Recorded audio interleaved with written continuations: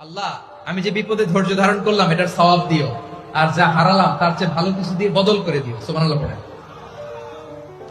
বিশ্ব নবীর হাদিস শুনলেন উম্মে সালামা রাদিয়াল্লাহু তাআলা আনহা। ওনার স্বামী হলো আবু সালামা। মজার ঘটনা খেয়াল করে শুনেন আমার প্রিয় কলিজার টুকরা ভাইরা। কানগুলো খরগোশের কানের মতো খাড়া করে আমার দিকে তাকান। সাইয়্যিদাতুনা উম্মে সালামা রাদিয়াল্লাহু তাআলা আনহা, ওনার স্বামীর নাম আবু সালামা। শ্রেষ্ঠ দম্পতি, শ্রেষ্ঠ ফ্যামিলি। প্রথমে হিজরত করেছিলেন হাবাসায়, পরে হিজরত করেছেন মদিনায়। উহুদ যুদ্ধের পরে ওনার স্বামী আবু সালামা ইন্তেকাল করলো, শহীদ হলো। সুবহানাল্লাহ পড়ে। যখন আবু সালামা ইন্তেকাল করলো, উম্মে সালামা রাদিয়াল্লাহু তাআলা আনহা কেঁদে কেঁদে হয়রান। আর নবীর শিখানো বাণী অনুযায়ী তিনি বারবার পড়ছিলেন ইন্না লিল্লাহ। কি পড়ছিলেন?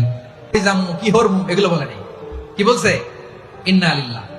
যেহেতু বিশ্বনবী বলেছেন কেউ যদি বিপদের প্রথম ধাক্কায় পড়ে ইন্না লিল্লাহি ওয়া ইন্না ইলাইহি রাজিউন, আল্লাহুম্মা আজুরনি ফি মুসিবাতি ওয়া আখলুফ লি খায়রাম মিনহা, তাহলে এই বিপদে যে সে যা হারালো তার চেয়ে শ্রেষ্ঠ কিছু দিয়ে আল্লাহ তার বদল দিয়ে দিবে।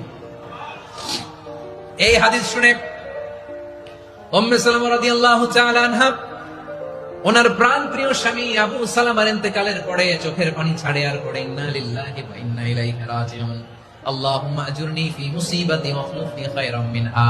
বারবার এই দোয়া পড়ে চোখের পানি ছাড়ে।